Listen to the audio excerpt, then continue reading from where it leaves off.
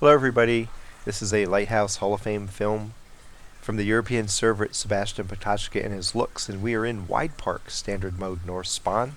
Map we don't get to see very often in the Hall of Fame because it just isn't played in many of the scouts that we get to play. It's only in the two lowest tiers that we get to get on this map. And in today's battle there are 6 lights on the enemy team, 7 lights on his, and then a bunch of heavies at the top of the lineup. Good mix of tanks. It's a small map, a lot of fast tanks. Anything can happen. He's going to run up to the middle, I think, to get a quick first look at everybody. Coming right up to this bush in the middle. So he gets a peek over the center. Gets, what is that, 6, 7 spots or so. Now he's ready, he has a target picked out, and he blows up the railroad tracks, so don't expect to see any trains coming down here. Trust me, he gets better or else he wouldn't be in the Hall of Fame on this battle.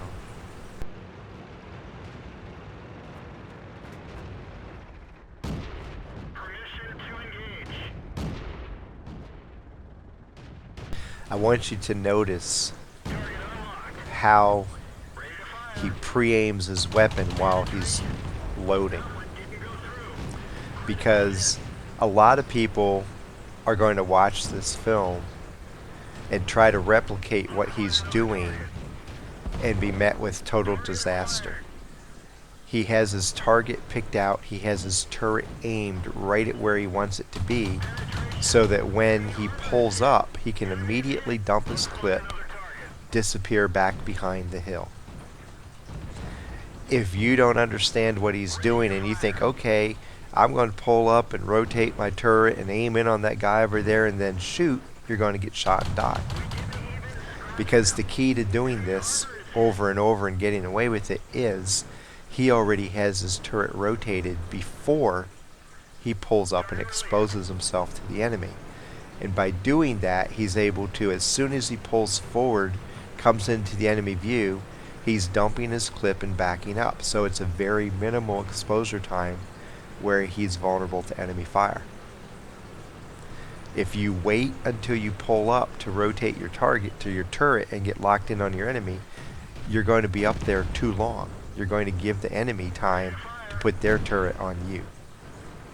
The only way he's getting shot doing this, and you see he just did it again, the only way he's taking a shot in return is if somebody's back there camping, just waiting for him to pull up and they're already aimed at him. Otherwise, they don't have a chance to react.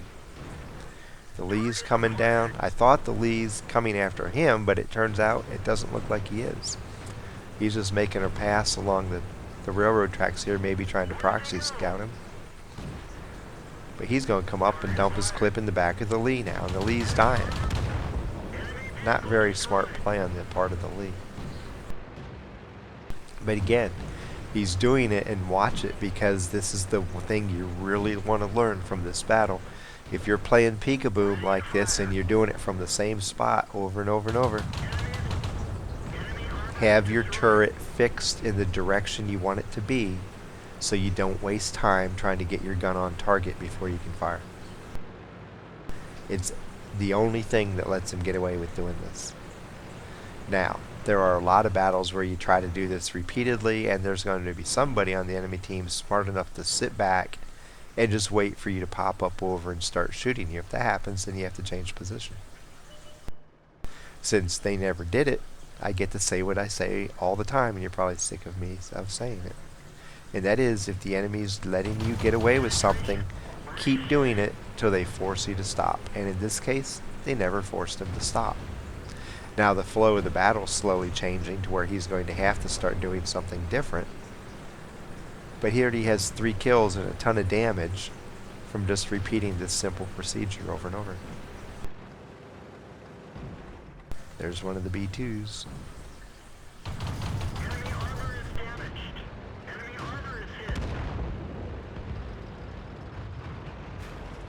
LTP back to the left. He's thinking about shooting at him.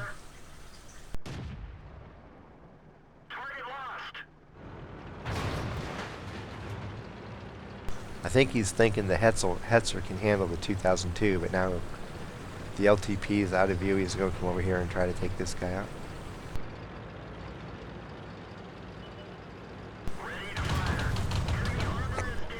Almost gets him. LTP is coming over to assist the 2001.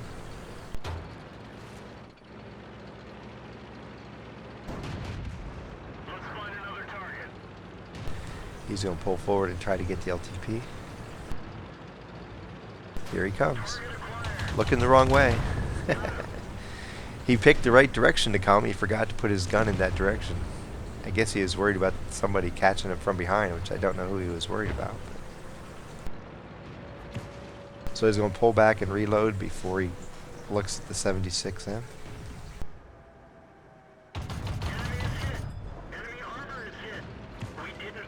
The T-28's over by Cap. Hopefully he can reset.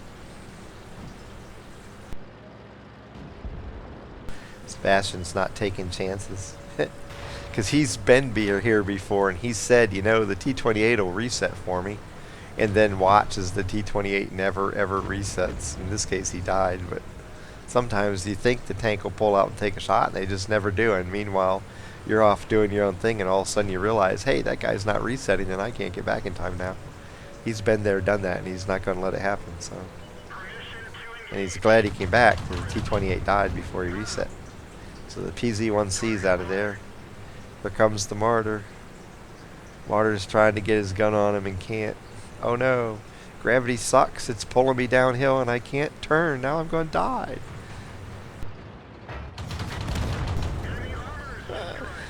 By going up the hill, he slowed down his looks, but the Martyr ended up going downhill and he was unable to rotate his tank while he was accelerating downhill. It's something you can do to tanks over and over. You use the power of gravity against them. Once they start coming downhill, you can really abuse them sometimes. So the T2 light is trying to come over and help, it looks like. He's waiting for the B2 to come in. Oh, and he shoots at the T2, so he has the opportunity to fire right now if he wants to. He's being cautious. And now one of the B2s is talking smack. That's hilarious. He's dead. The Luchs is alive, but the B2's talking smack to him. Like, I don't think you realize what just happened, man. You just got outplayed by somebody that you're talking trash to.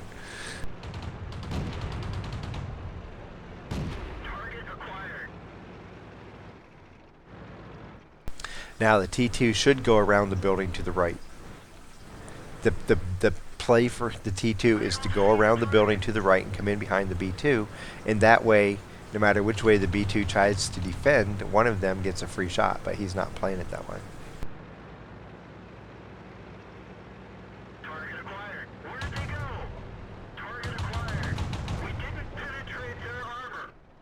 We didn't penetrate their He's not loading any APCR. He has just standard rounds, which is why he's not going to penetrate on as many as some other drivers might. Ready to fire.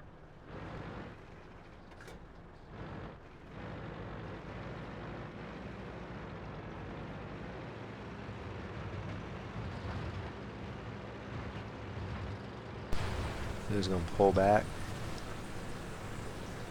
Ideally, he gets the B2 to shoot at him and miss, or gets him in a position where he can pop out from behind a building and unload his clipping. And with the B2 moving back into the buildings, he's making that second option a little bit easier for Sebastian. I don't see the target.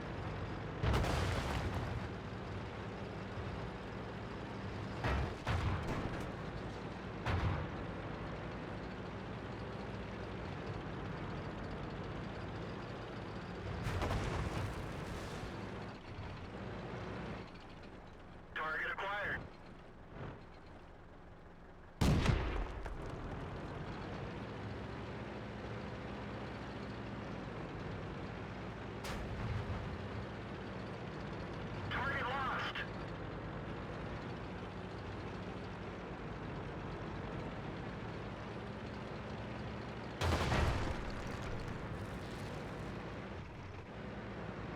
lots of time on the clock. No reason to force the issue. Just wait and get the shot you want.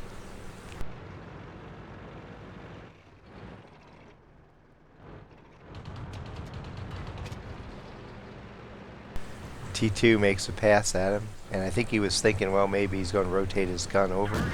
He gets the B2 to miss, pulls up, gets the kill. For this battle, Sebastian ends up with 2,369 damage, which is awesome for looks. 6 kills, 97 of 142 shooting, that's 68%. 667 spotting damage, 13 spots, over half of them on that initial check over the middle hill. 46,807 credits and 2,471 XP. Survived the fight, got a scout and a top gun with fire for effect and bruiser mini medals. And I'll say it just one last time because it's really the thing you want to take from here. If you're in a peek-a-boom, especially in one like this where you have targets in multiple directions, the way you survive is to pre-aim your turret. While you're reloading, while you're waiting for the opportunity to move fire forward, have your turret pointed in the direction you need it to be to fire before you pull forward. You pull forward, you dump your clip, or you shoot your round, and you back up, and the enemy has no time to react to you. If you try it the other way around, you're going to wonder how he's doing what he's doing and getting away with it, because you pull forward, then you traverse your turret onto your target, and then you fire, and in all that time you're up there, people have a chance to shoot back at you.